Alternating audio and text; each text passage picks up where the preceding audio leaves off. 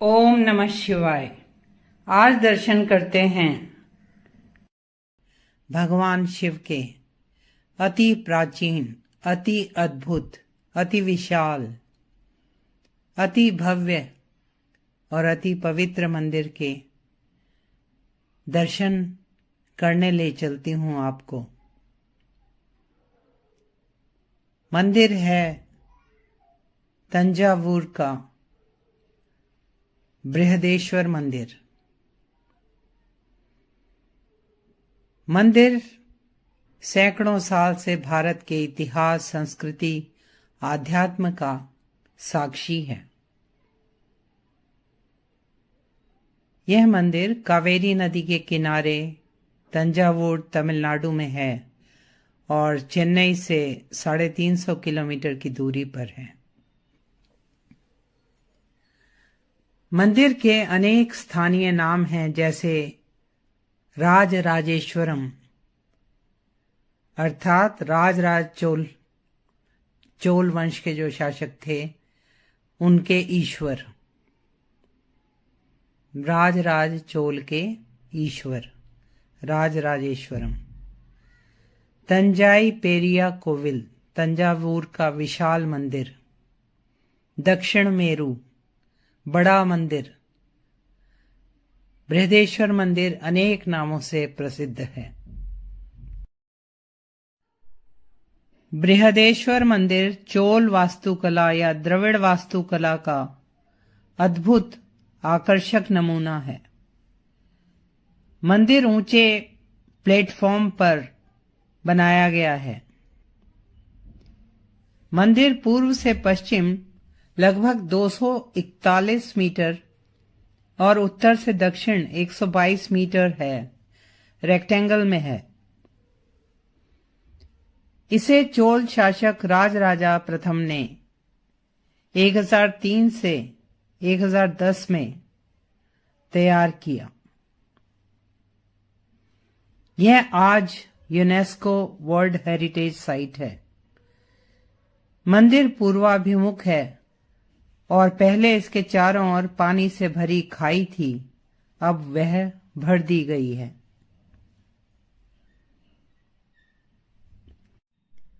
मंदिर का निर्माण अनेक फेजेस में हुआ है। पहले चोल शासकों द्वारा, फिर 11वीं शताब्दी के बाद पांड्य नायकों और विजयनगर साम्राज्य के काल में भी मंदिर में एडिशंस होते रहे। अनेक नए मंडप और गोपुरम बनाए गए। समय समय पर मंदिर का पुनर्निर्माण कराया गया। तंजावुर पर मुस्लिम सुल्तानों के आक्रमण के बाद फिर हिंदू वंश के शासक मंदिर का पुनर्निर्माण करा देते थे। मंदिर की बाहरी दीवार 16वीं शताब्दी में बनाई गई और एक और बाहरी दीवार 18वीं शताब्दी में फ्रांसीसियों ने बनाई, ताकि वे मंदिर परिसर में हथियार रख सके। मंदिर का ग्रेनाइट पत्थर से बना श्री विमान 16 मंजिला है और 216 फीट ऊंचा है। गर्भगृह में विशाल शिवलिंग है जो एक ही पत्थर का है और 29 फीट ऊंचा है। 11वीं शताब्दी में मंदिर में ब्रास के नटराज भी स्थापित किए गए। ईश्वर की कृपा हुई और हम गर्भगृह के पास ही मंदिर के पुजारियों द्वारा विधिवत पूजन कर पाए। गर्भगृह के सामने भगवान शिव का विशाल नंदी वाहन एक विशाल मंडप पर है। ये विशाल नंदी एक ही पत्थर से बने हैं। इनकी ऊंचाई 2 मीटर, लंबाई 6 मीटर और चौड़ाई 2.5 मीटर है।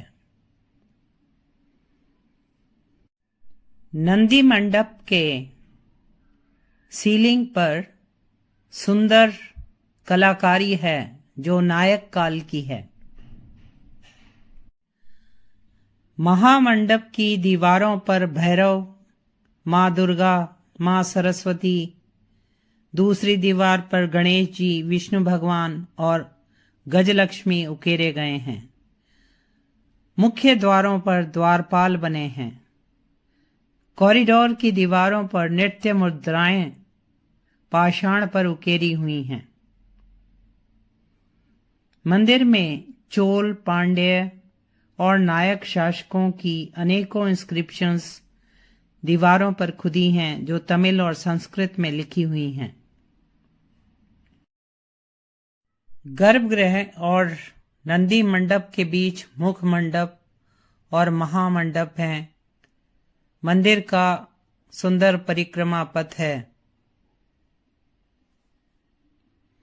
मां पार्वती, मुरुगन, गणेश, सभापति, दक्षिण मूर्ति, चंडेश्वर, वाराही और अनेक मूर्तियां हैं जो हिंदू धर्म की तीनों शाखाओं से संबंधित हैं, अर्थात शैव, वैष्णव और शाक्त।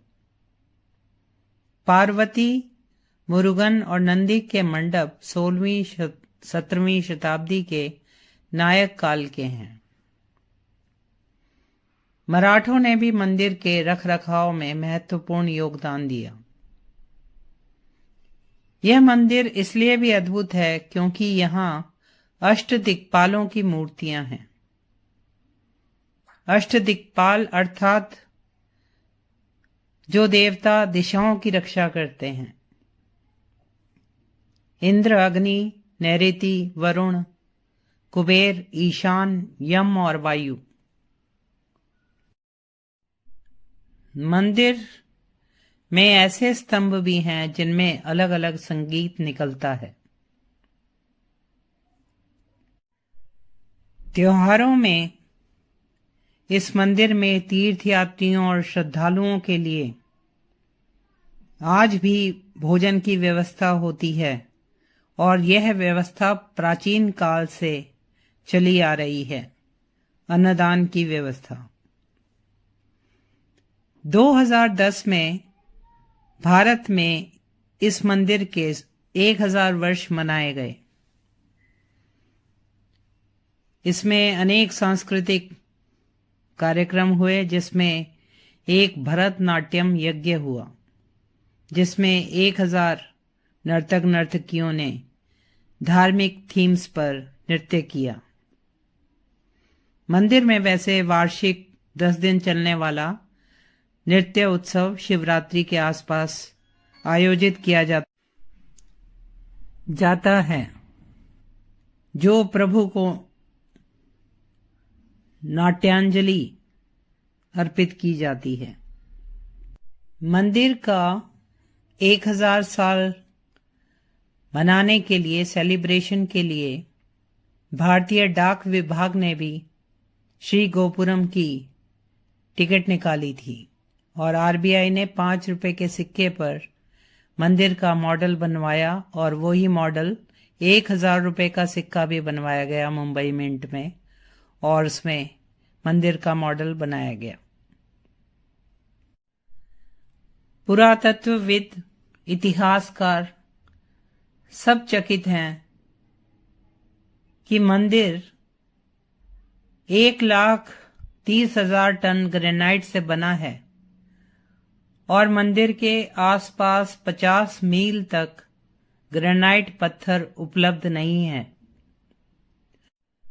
ये विशाल पत्थर इंटरलॉकिंग से फिक्स हैं। यह अद्भुत मंदिर तमिलनाडु का आकर्षण है। उस जमाने में सारा काम इन हैवी स्टोन्स पर किया गया और नक्काशी की गई इन पत्थरों पर। उन कलाकारों को, उन पशुओं को, खास तौर पे हाथियों का जिनका इस्तेमाल हुआ और उन शासकों को शत-शत नमन है शत शत प्रणाम है जो ऐसे मंदिर बनवाते थे और विदेशी आक्रमणकारियों से इन मंदिरों की रक्षा भी करते थे। ईश्वर की कृपा से हम ऐसे दिव्य स्थान के दर्शन कर पाते हैं। साथियों, ऐसी ही दिव्य जानकारी के लिए please like, share and subscribe this channel. ओम नमः शिवाय।